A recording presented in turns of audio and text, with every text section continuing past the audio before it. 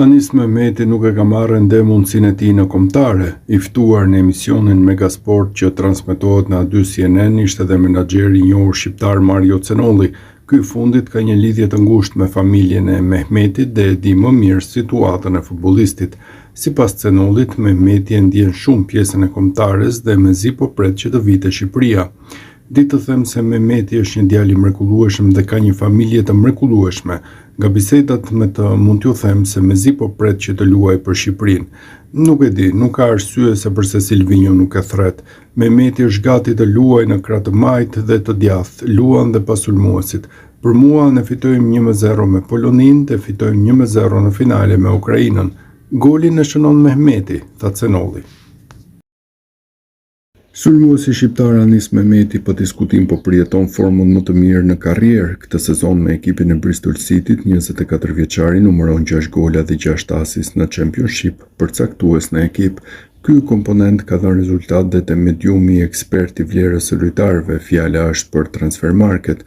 Kartoni Mehmetit ka shkuar në 10 milion euro, pra është rritur me 1 milion. Nëse i referohemi lojtarëve të kombëtares me vlerën më të lartë, Armando Broja me 14 milion euro dhe Christian Aslani me 13 milion euro bëjnë ligjin. Forma e mirë e ansorit shqiptar të Bristoli ka ngjallur interesin e klubeve nga Premier League si Burnley apo Leeds United, por që ende nuk ka pasur diçka konkrete. Pas 18 javësh në Championship, Bristoli mban pozicionin e 6 në tabelë me 29 pikë, zona play-off për ngjitje në Premier League. Anis Mehmeti po bën një sezon të shkëlqyer në Championshipin anglez, aty ku është ndër më të spikaturit. Sulmuesi shqiptar që po shënon dhe asiston rregullisht me Bristolin ka rënë tashmë në radarët e Leicester Cityt. Dhelprat po kalojnë një moment të vështirë në Championship dhe mediat angleze raportojnë se janë vënë në kërkim të një sulmuesi që premton gola. Diçka të tilla kanë parë te Anis Mehmeti, i cili pret tashmë lejen e klubit për t'u transferuar te Leicester.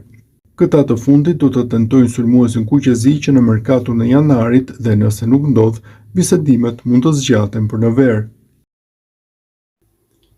Anis Mehmeti ka gjetur golin e radhës me Bristol City në Angli, për të është rrallë që të shënoi me kokë, por ja doli pikërisht sot në transfertën e Portsmouthit.